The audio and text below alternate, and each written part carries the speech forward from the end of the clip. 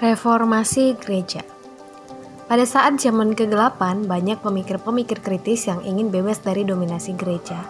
Renaissance membawa dampak baik bagi perkembangan ilmu pengetahuan dan pemikiran-pemikiran yang baru. Munculnya Renaissance seperti angin segar bagi para filsuf dan ilmuwan. Akhirnya, muncullah para pemikir kritis yang ingin memprotes aturan-aturan dasar yang sudah diatur oleh gereja pada masa itu. Salah satunya adalah munculnya reformasi gereja. Para pemikir ingin mengubah dan memperbaiki hal-hal yang salah yang dilakukan oleh gereja dan para pemuka agama. Adapun beberapa latar belakang dari reformasi gereja, yaitu yang pertama adalah adanya penyimpangan ajaran Kristen, terutama karena adanya praktik penjualan surat penghapusan dosa. Maksudnya, gereja menyerahkan surat penghapusan dosa bagi mereka yang telah bertobat dan dengan sukarela menyerahkan sejumlah uang sebagai sumbangan untuk gereja. Dengan menerima indulgensia atau surat penghapusan dosa itu, maka seseorang dianggap lepas dari siksa karena dosa-dosanya.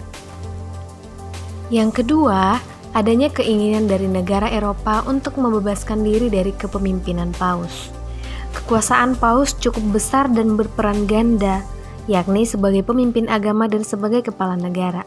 Bentuk penyimpangan ini telah menimbulkan pertentangan di antara Paus dan raja-raja serta masyarakat terpelajar di Eropa. Yang ketiga adalah korupsi yang dilakukan oleh uskup dan para petinggi agama Kristen. Yang keempat, sikap gereja lama yang cenderung otoriter, serta pelaksanaan ajaran agama yang kaku telah menyebabkan terjadinya perselisihan mengenai pandangan dan pemahaman terhadap pokok-pokok ajaran agama. Nah, itulah beberapa alasan dan latar belakang kenapa munculnya reformasi gereja di Eropa. Tokoh reformasi yang paling terkenal ialah Martin Luther, di mana Martin Luther dengan keras menentang ajaran-ajaran agama Katolik yang bertentangan dengan pemikirannya, dan pengikut Martin Luther akhirnya kian hari kian bertambah. Timbullah aliran agama yang menyimpang dari agama Katolik yang disebut Kristen Protestan. Selanjutnya adalah Aufklärung. Aufklärung juga dikenal dengan zaman pencerahan atau zaman Fajar Budi.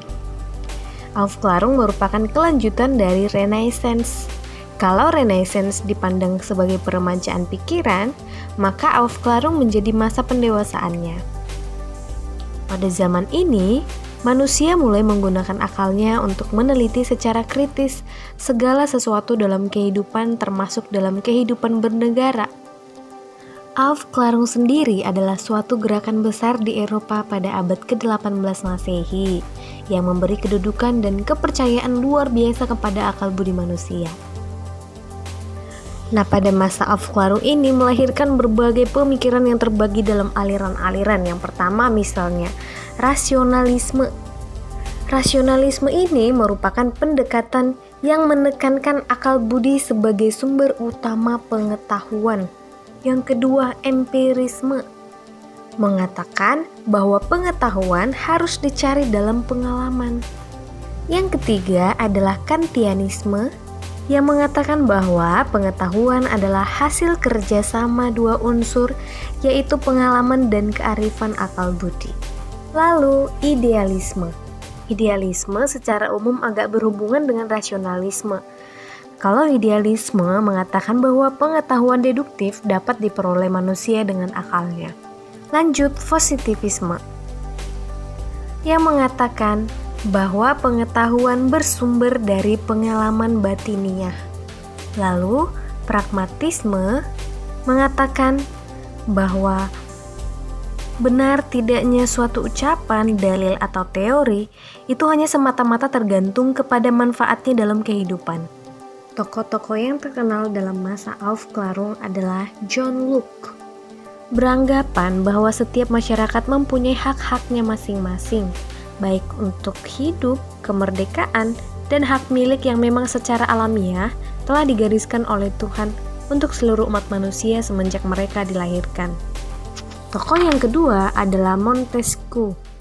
Dia menyumbangkan pemikiran Trias Politica. Trias Politica adalah konsep pemisahan kekuasaan negara yang menjadi 3 bentuk kekuasaan, yakni eksekutif, legislatif, dan yudikatif. Dan Trias Politica ini juga kita gunakan dalam negara kita. Tokoh ketiga adalah Voltaire, Immanuel Kant, Descartes, Auguste Comte, dan lain-lain. Selanjutnya adalah revolusi industri. Revolusi industri digunakan untuk menyebut periode dari sekitar tahun 1750 hingga tahun 1900. Pada masa revolusi industri, banyak orang mulai berpikir gimana caranya untuk mengganti tenaga manusia dengan tenaga mesin. Revolusi industri ini pertama kali terjadi di Inggris dan menyebar ke seluruh Eropa serta Amerika. Perkembangan revolusi industri tidak lepas dari kondisi sosial ekonomi dan politik yang terjadi pada masa itu. Awalnya, revolusi industri diawali di bidang pertanian dengan ditemukannya bor benih yang mempersingkat masa tanam. Lalu disusul dengan berbagai penemuan industri tekstil seperti spinning jenny, flying shuttle, dan mesin uap. Nah, penemuan-penemuan ini mendorong para pemilik modal untuk mempekerjakan banyak tenaga dan mendirikan gedung-gedung besar. Tempat-tempat kerja yang digunakan untuk memproduksi disebut manufaktur. Nah, kegiatan skala rumah tidak mampu lagi bersaing dengan pabrik sehingga membuat banyak orang kehilangan mata pencaharian. Orang-orang yang dulunya menjadi produsen dalam skala di rumah aja, kini harus bekerja di pabrik. Tentunya, revolusi industri ini memberikan dampak kepada masyarakat dunia. Misalnya dalam bidang ekonomi, barang melimpah dan harga murah. Lalu perusahaan kecil yang ada di skala rumah akhirnya gulung tikar. Yang ketiga, perdagangan makin berkembang. Lalu transportasi semakin lancar karena sudah ditemukannya mesin-mesin untuk mempercepat transportasi. Di bidang sosial, urbanisasi berkembang, tetapi upah buruh merendah atau rendah. Muncul golongan pengusaha dan golongan buruh. Lalu terjadi kesenjangan antara majikan dan buruh.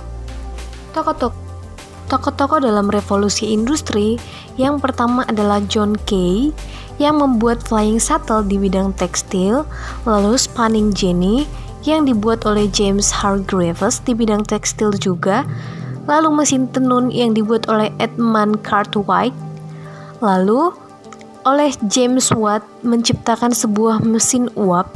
Nah, dari mesin uap ini dapat diciptakan beberapa barang seperti lokomotif yang kemudian disempurnakan menjadi kereta api penumpang, lalu bisa diciptakan menjadi kapal perang yang digerakkan oleh mesin uap. Jadi mesin uap merupakan inti dari revolusi industri, sehingga penciptanya yakni James Watt sering dianggap sebagai bapak revolusi industri pertama. Selain penemuan dalam bidang teknologi, sejarah revolusi industri juga mempengaruhi perkembangan ilmu pengetahuan. Dalam bidang ilmu pengetahuan masa revolusi industri, ada beberapa tokoh, misalnya Alessandro Volta yang penemu pertama baterai, Samuel Morse yang membuat telegraf, Alexander Graham Bell yang membuat pesawat telepon, Daimler yang membuat mobil. Sekian pembahasan kita tentang reformasi gereja, Aufklärung dan revolusi industri. Semoga kalian tetap sehat.